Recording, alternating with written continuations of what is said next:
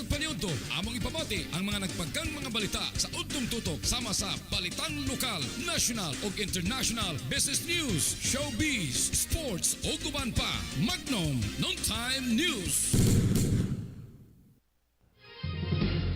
Alas sa 12:04, igala kumusta mayngon to na karon ang uluhan sa tong Magnum Noontime News. Wanas Magnum lokal, duha ka mga tao patay human malisgrasya sa motorsiklo diha sa Lagindingan, Misamis Oriental sa atong Magnum National EFP. Hibuti ka dili na tugutan pa nga masubli ang pagpangara sa China sa mga prisoner sa Pilipinas. Sa Magnum International Russia, kung Russian President Vladimir Putin mingon nga sincero ang payag ni kanhi US President Donald Trump kalabot sa pagtapos sa gubat sa Ukraine. Sa atong Magnum Business, paglusad sa Al-Roda Map, gingong nga dakong tabang sa mga Pinoy o ekonomiya sa nasud. Sa atong Magnum Entertainment, Jane Garcia, ibambit ang estado sa iyang love life karon. O sa atong Magnum Sports, Gilas Pilipinas sa boys, idagda mulula sa Do or Die game karong gabi sa 2024 FIBA U17 Basketball World Cup. Magnum Noontime News.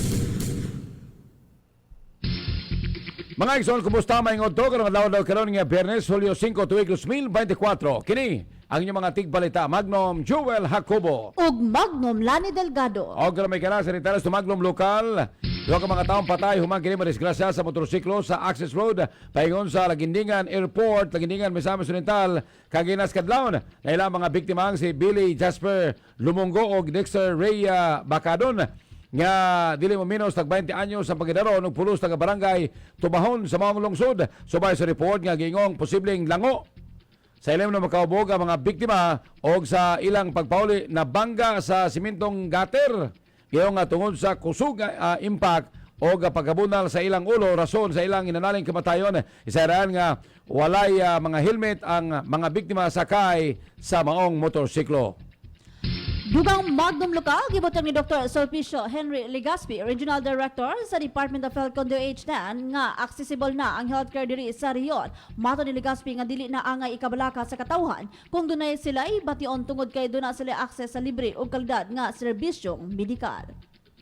Ang health services karon accessible na. Dili na problema ang pagbayad, kaya ang PhilHealth mabayad sa health facility. Oh. O kung naa sila ikuan, magpa-accredit sila sa PhilHealth. PhilHealth has the budget na mubayad or may reimburse sa inyong services. Makakaroon, libre laboratorio, libre patambal. So, ang atong mga kaigsunan, ato gyud i-encourage na mo adto sa pinakadol na health facility. So what we are trying to say here is, we'll be pursuing this together with PhilHealth and of course, our media partners and other government agencies. We are one in pursuing this through universal healthcare. Ang pamahayag ni DOH-10 Regional Director Dr. Sulpicio Henry Legaspi. Alas sa 12:07 na sa dugang balita nga lokal, gibutan karon ni Engineer Glenn Saniel Cubita, Supervising Engineering Operations sa Seksyon sa NEA Region 10 nga pinagi sa contract farming. Matabangan ang mga rice farmers sa nasud. Matubang ni Cubita nga kini ang mga pamagi sa gobyerno aron na mutabang o mutabangan ang mga mag-uma. Irugang pa ni Cubita nga pinagi sa NEA hatagan sila og pangkapital aron magamit sa ilang pamuhunan. Tabangan ang atong mga small-scale farmers nga kung wala sila'y ikakapital, si NIA, ang government through NIA, muhatag sa ilag capitalization. So kini sila nga mga irrigators association, dili ni sila basta-basta lang, naani sila'y mga ikapanghinambugyod nga performance. Dapat ang farmer na agad siya'y kapasya kanang na-share record nga mubayad gid siya kay kanang kuan man ni siya, naaman siya'y performance-based kibali gihapon. Ang pahayag ni Engineer Glenn Saniel Cubita, Supervising Engineering Operations Section sa NEA Region 10. Sa ato may galang Magnum Power Advisory, ipabalo karon sa Sipalco ang ilang mga kusumante nga dunay scheduled power interruption sa Hulyo 7 ning tuiga sa Domingo kini. Sugod sa alas 7 sa buntag hangtod alas 5 sa hapon, kini alang sa ipigayan nga pole relocation request sa DPWH sa paglaom aper kaumanan og line maintenance sa apektado usab. Asa na pulo ka oras nga power interruption ang buntong nga padulong sa Tipuluhon, Barangay Kaumanaan. Laing uglaw usab sa power interruption alas 7 sa buntag hangtod alas 9 sa buntag ug alas 3 sa hapon hangtod alas 5 sa hapon gikan sa Kaumanaan Barangay Hall. O karon sa lakaw sa panahon. Magnum Weather Alert. Meron na magkala karon si Sir Raul Montilian, Pag-asa Weather Forecaster. Sir Raul, sir, mayong udto nimo. Okay, sir, maayong udto gamay ng udto sad kanatong tananon nga naminaw. Weather update na to for this afternoon, July 5, 2024 ug sa karon Intertropical Convergence Zone or ITCZ mga atong weather system adto sa Mindanao. Ug karong adlaw ang Zamboanga Peninsula makasinati sa mapanganuron nga kalangitan. Inubanan sa katag-katag ng mga pag-ulan, silat ug pagpandalugod tungod sa ITCZ. Ug ang uban nga dapit sa Mindanao apil ato adre northern ug Cagayan de Oro City makasinati lang. Ug panalagsa nga pagdag-umod na sa madag-umon nga kalangitan, inubanan sa patag-patag nga pag-ulan, kilat ug pagpandalugod tungod sa localized thunderstorm. So generally fair weather ang northern Mindanao but naanang apoy mga chances isolated rain showers and thunderstorms tungod sa ITCZ. Atong hangin light to moderate from south to southeast na direksyon. Nahintang sa kadagatan slight to moderate ang pagbalod. Temperatura gahapon 26 to 31 degrees Celsius. Ang adlaw magsalop alas 6:04 sa hapon. Ang ato nga Philippine Standard Time alas 12:10 na sa kaudtohon. Ug sa karon mao na itong latest na weather update gikan diri sa batan sa DOST Pag-asa sa Raon City.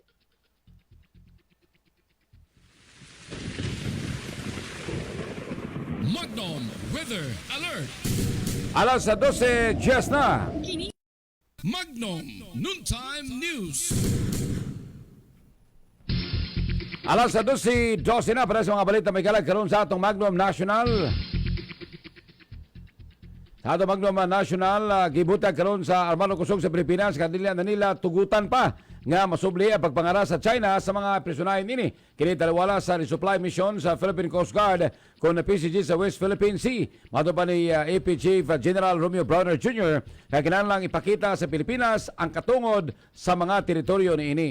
Hindi tayo papaati, hindi tayo papayag na gawin ulit sa atin yan. Hindi pwede yun. Pilipino tayo, pakita natin yung ating our seas, our rights, and our future. Sa tingin ko, wala naman pagbabago yun masyado on our part.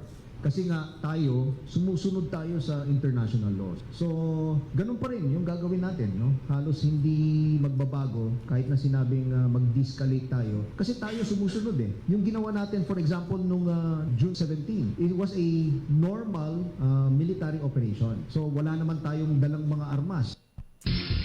Ang payag ni PIA Chief General Romeo Browner Jr. Ang mga punguntahan ni di na mo sugot pa nga murabag ang iwan din ang lugar masubli pang pagpangharas. Oo. So wa mo sa samingon nga musukol ta.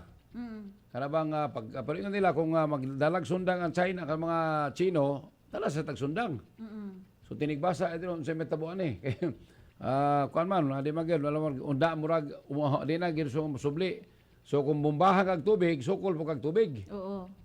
So amo na ang may tabo. Pakita ginato nga bisan tuod og tanan lang nakaminos sila pero lugar makapuling gyapon ang Pilipinas. Makapuling gyapon sa dagkong ilang barko kato mura pambot. Pero makapuling gyapon ta. Kaya kung ang mata Magnum alani ang maigo sa tubig, lugar ang maigo nimo. So karap-karap gyapon kay di man kita mabuta man na. Oo. So muna ang tumbuhatos Pilipinas. So atangan ta lang kay mag-resupply pa magyud ta mintra sa kanang barko nga kanang BRP Sierra Madre nga barkong tayaon guba diha sa iyong Ginsyol. Kung naa pa na diha, natural nga magsigig resupply mission, magpadala kag pagkaon. Nya kung sigig atang ang mga lugar kining Coast Guard sa China, so may tabo diha mag-enkwentro binunala na gyud. Nakinahanglan mo adto ta dito tag 200 ka buok kay kung adto na kag 20 ka buok, dasmagan ka sa 200 ka buok ka mga inchik, ambot o makadaog pagkatag binunala. Amo na itong atangan Magnum kining lani. Dugang Magnum National ang inaut ang Alliance of Concerned Teachers nga barugan sa baong napiling kalihim sa DepEd nga si Senador Sonny Angara ang mga resolusyon ini sa Senado kini alang sa kaayuhan og benepisyo sa sektor sa edukasyon. Mato ni House Deputy Minority Leader Franz Castro nga hatagan nila og kaygayonan si Angara nga pamatud-an ang iyang kaugalingon sa maong pwesto. Siyempre, very challenging sa kanya ngayon kung paninindigan niya ba yung kanyang proposal. Ang proposal niya nga, salary grade 19 para sa mga teachers, which is aligned dun sa aming panukala na 50,000 per month yung sa mga teachers. So yun nga, politiko na naman, gusto sana natin ay educator, pero magagamit natin itong kanyang experience doon sa Senate, kaugnay sa educational system. Lalong-lalo na member din siya ng EDCOM.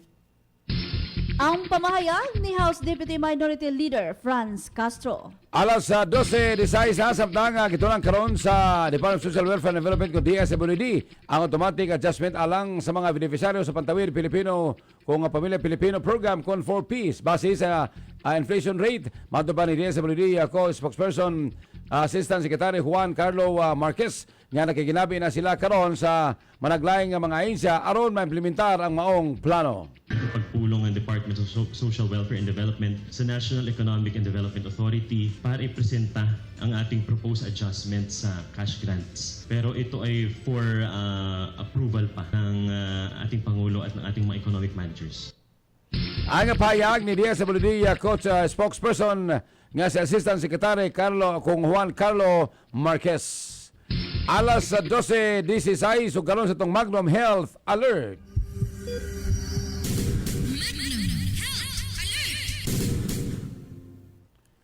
Giupay ni Philippine Foundation for Vaccination kon PFB Executive Director Dr. Lolo Bravo ang kabalaka sa mga Pilipino kalabo sa bakuna kontra dengue sa nga Qdinga kung kini human ato na plano ang Food and Drug Administration kon FDA nga aprobahan na ang paggamit sa maong bakuna. Patuban ni Bravo nga makapasalig niya nga luwas ang maong bakuna ilabi na nga gigamit usab kini sa laing nga nasud sa Asia. As a vaccine investigator, I will assure you that the safety of the Qdenga, and it can be given for those who have not had previous dengue, which is what is different from the previous first generation dengue vaccine. Ang pahayag ni PFV Executive Director Dr. Lolo Bravo. Alas 12:18 na sa itong Magnum International. Dito sa Russia, nagtuo karon si Russian President Vladimir Putin nga si US President Donald Trump sinsiro sa tingwa nini nga tapuson ang guba sa Ukraine. Kinapahayag ni Putin human mapangutana kalabot sa pahayag ni Trump sa parang tensyon sa Russia o sa Ukraine. Patuman ni Putin nga suportado niya ang tingwa na Trump nga sa pagpahunong sa gubat sa duha ka nasud. Apan giangko ni Putin nga wala siya masayod sa posisyon na posibleng proposal o plano nini kung madayon ang mudaog kini siya. Sa India, gipangimak sa preacher nga si Bol Baba kinsa mao'y nangulo sa reliyosong panagtapok sa India. Ngano na si tulubagon kini human namatay ang kapig 120 ka mga tawo human mag-stampede aton sa panagtapok. Mato ni AP Singh Kinsa, abogado ni Baba, nga laing mga elemento ang hinungdan sa maong disgrasya. Hinon mi pasalig si Baba nga andam siyang mo-cooperar sa investigasyon sa maong insidente. Alas 12:19 na karon sa itong Magnum Business. Kipasabot karon ni Trade Secretary Alfredo Pascual ang tumong sa paglusad sa Al Road Map Center for Artificial Intelligence Research. Mao ni Pascual nga tumong nini nga mapaligon ang potensyal sa AI nga magmugna o gamayong epekto sa ekonomiya ilabi na sa panginabuhian sa mga Pinoy. Ang layunin ng pagpalusad nitong roadmap at saka ng Center for AI Research ay upang palakasin ang potensyal ng artificial intelligence na magdulot ng positibong epekto sa ating ekonomiya at kalidad ng buhay ng mga Pilipino. Alam mo, sa pamamagitan ng strategy roadmap, gagawa tayo ng gabay. Ito, ginawa na namin yung gabay para na magagamit yung AI upang makamit ang regional at global competitiveness ng ating bansa, no? Lalo na matapusin natin. Ngayon pa na meron na tayong Tatak Pinoy na tinatrabaho rin under the Tatak Pinoy Act na firma lang bilang batas ng Pangulo. Ang pahayag ni Trade Secretary Alfredo Pascual. Samtang sa itong foreign exchange rate ang usa ka US dollar valor ko sa 58 pesos ug 64 centavos, Canadian dollar 43 pesos ug 8 centavos, ang Hong Kong dollar 7 pesos ug 50 centavos, ang Australian dollar 39 pesos ug 43 centavos, ang Taiwan dollar 1 peso ug 80 centavos, Korean won 4 centavos, ang euro 63 pesos ug 41 centavos. Og karon sa tong Magnum Entertainment. Gipahayag ni Jean Garcia sa Fast Talk with Boy Abunda ang estado sa iyang love life karon. Kinuman mapangutana ni Boy Abunda kung single pa ba siya ug dali usab kini nga natubag ni Garcia. Nga yes, very much. Mato ni Garcia nga mas malipayon siya karon nga mag-inusara uban sa mga anak ug mga apo ni ini. Are you single? Yes. Yun ang ating pinag-usapan. Very much. Do you miss being in love, my friend? Parang eto sa ano ko ngayon, parang hindi. Parang mas masaya. Sorry Kuya Boy, I'm just being honest. Parang mas masaya akong mag-isa. Mag-isa na kasama ang mga anak ko at saka mas kontento ako. Wala akong inaalagaan. Wala akong problema. Hindi ko alam kung nakasanayan na lang Kuya Boy or siguro mas tinanggap ko na lang. Kasi ayoko na ulit masaktan. Ayoko na ulit. At saka, hindi na ako yung sa hindi ako ready or I'll find the right person. Hindi na yung kung darating. Pero kung hindi, it's okay. Because I am happy. I'm happy with the people na yung mga kaibigan ko na trusted ko, yung mga person na, yung my person na kaibigan ko na pwede ako mag-vent out, my family, my children. So, may apo na ako, 2. So, masaya na ako at sa trabaho. I am happy because I love myself. Ang payag ni Jean Garcia. Masa man siya, dalaga pa rin siya? Dili man Magdong Joel. Nana siya, kanito na minyo na siya. Wala. Oo. Doon na siya anak. O nagbulag sila. So doon na siya anak. Aminyo siya pero nabulag. Yan na siya anak, na po siya apo. Oo, na siya Sumunod din nga, kita nga si Jean ko no, sa ngalan niya si Jean Garcia. Dili Jean Luna. Jean Garcia. Pagkuputo ng anak sa Jean Luna. So, si Jean Garcia, kuha siya, nana siya ibana. Habi ko manong dalaga gini siya. Doon na ibana, pero bulag siya. Yan na po yung anak. O niya, nay apo niya. Ang pinaitan niya, murag mag-16 man ni hapit, di ba? Sa 60 kapin. Sa 50 kapin, murag mag-60 na. O si Jean Luna. Si Jean Garcia. Jean Luna. So, atis malipayan siya nga karon kung kabalungan na rin siya ay apo. Kaya pag doon na kuhanin niya kini si Jean nga kuhan, kulugar walay, dalaga, pure dalaga. Anak ko na siya. Dalaga na siya karon kay buwalag naman. Pero iya, din sa ganan mo, balik pa nga, magminyo, enough na, murag kontento na siya.